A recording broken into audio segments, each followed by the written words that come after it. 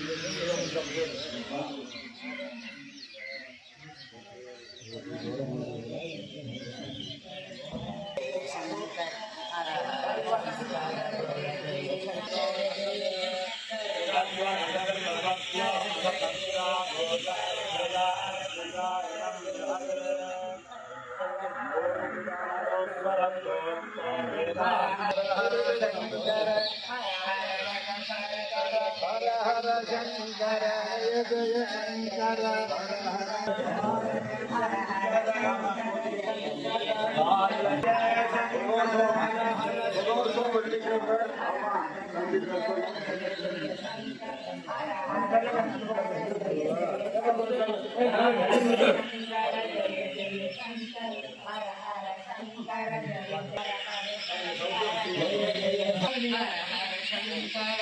जय शंकर हर हर शंकर जय जय शंकर हर हर शंकर शंकर जय जय शंकर हर हर शंकर जय जय शंकर हर हर शंकर जय जय शंकर जय जय शंकर हर हर शंकर जय जय शंकर हर हर शंकर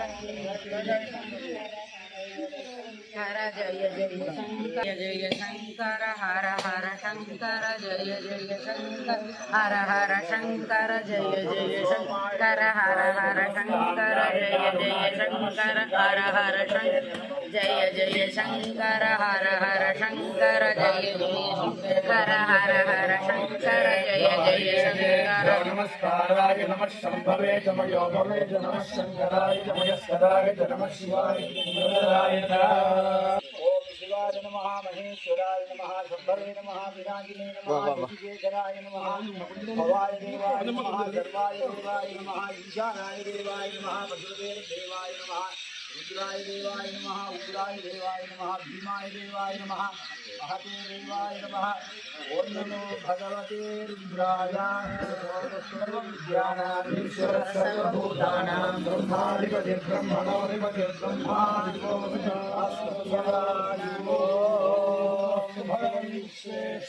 महादेवाय त्र्यंबकाय त्रिपुरान्तकाय त्रिकाग्निकालाय कालाग्निरुद्राय नीलकण्ठाय मृत्युञ्जयाय सर्वेश्वराय सदाशिवाय श्रीमन्महादेवाय नमः।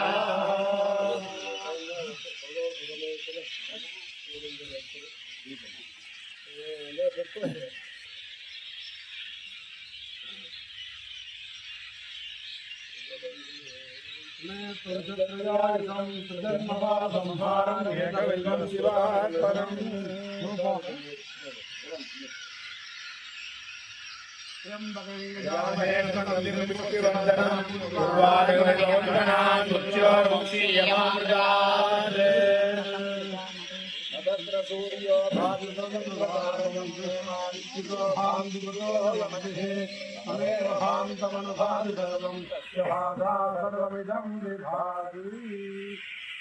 नमो हिरण्यवर्णाय हिरण्यरूपाय हिरण्यपतये इन्द्रियापतये उमापतये पशुपतये नमो नमः।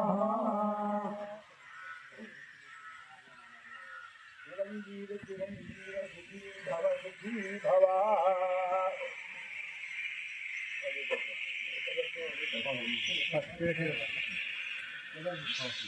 जय जय शंकर जय जय शंकर साई शंकर कामकोटि शंकर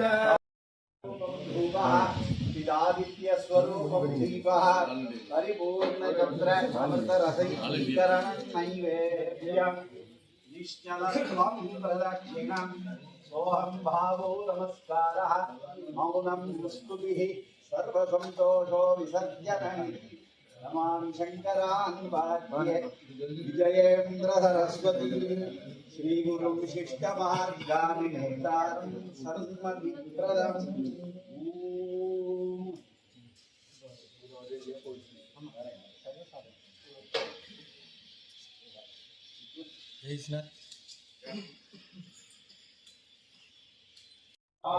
आयुष्येवेन्द्रिये प्रतिष्ठति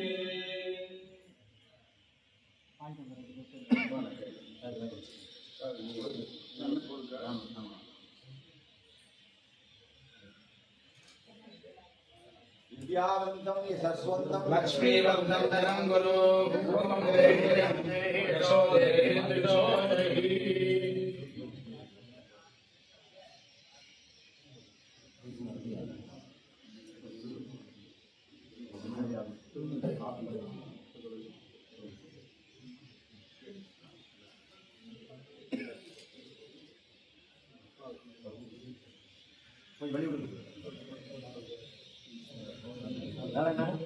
नारायण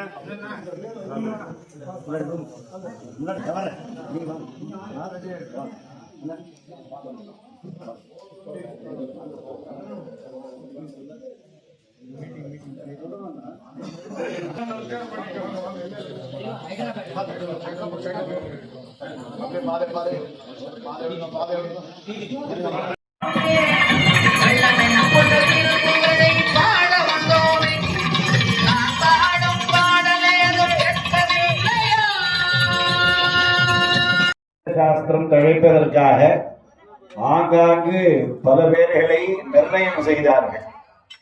அதுல நிர்ணயம் இந்த கொங்கு நாட்டுக்காக நிர்ணயம் செய்ததில் தீர்மானம் செய்ததில்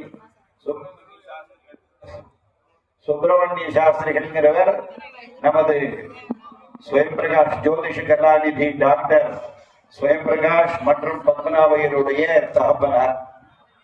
அதே மாதிரி நமது கலாநிதி அவர்களுடைய மாமனார் சுவாமி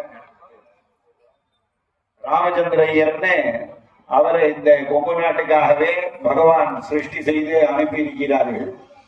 அது அவர்கள் பல பேருக்கு இந்த இடத்துல எல்லாம் வழிகாட்டி நன்றாக இருக்கணும், எல்லா குடும்பமும் தொழிற்சாலையும் இங்க இருக்கக்கூடிய ஊர் மக்கள் கோவில்கள் எல்லாம் நன்றாக இருக்கணும்னு ஆறுவேலி நியோகி டிரஸ்ட் என்று ஒன்று ஏற்படுத்தி அதன் மூலமாக புஸ்தகங்கள்லாம் வெளியிட்டு வரவர்களுக்கு என்னென்ன கஷ்டங்கள் இருக்கோ அதெல்லாம் போக்குவதற்காக வேதத்துக்கு அங்கமாக உள்ள ஜோதிஷங்கள்லாம் படித்து அதன்படி எல்லா காரிய கிரமங்களையும் செய்து வைத்து என்ன கஷ்டம் இருந்தாலும் அந்த ஜோதிஷ சாஸ்திரத்தின் அடிப்படையில் பரிகாரங்கள் செய்தோமேயானால் சரியாகும் என்பதுதான் ஆதிகால ரிஷிகளுடைய வாக்கு. அந்த வாக்கெல்லாம் பின்பற்றி நடந்து வருகிறார்கள். அந்த ஒரு அனுகிரக சக்தி இருக்கு. அதே மாதிரி யோகிராம் சுரத்குமார் இடத்துல நமது பத்மநாபையருக்கு மிகவும் பக்தி. அந்த குரு பக்தியினாலே அவர் இவ்வளவு தூரம் வளர்ந்திருக்கிறார். அதனால இவ்வளவு பெரிய ஒரு தேவாலயத்திற்கு இருவரும் இங்க ஒரு குருநாதர்களாக இருந்து உங்களெல்லாம் வழி நடத்துறது ஜெகன்மாதா புவனேஸ்வரியிடம் தொடர்ந்து இந்த காரியங்கள் நடைபெற்று வரணும்னு பிரார்த்தனை செய்கிறேன். இப்பொழுது டாக்டர் ஜோதிஷ கலாநிதி ஸ்வயம் பிரகாஷ் அவர்கள் உரையாற்றுவார்கள்.